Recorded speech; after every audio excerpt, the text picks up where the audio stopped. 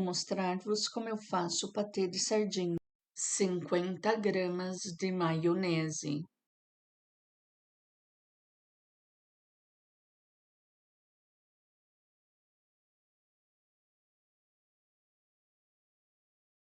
Sal e pimenta síria a gosto.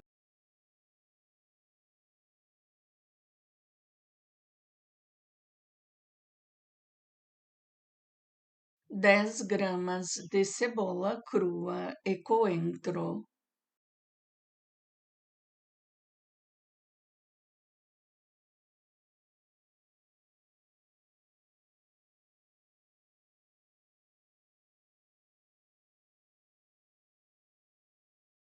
Noventa gramas de filetes de sardinha ao molho de tomate.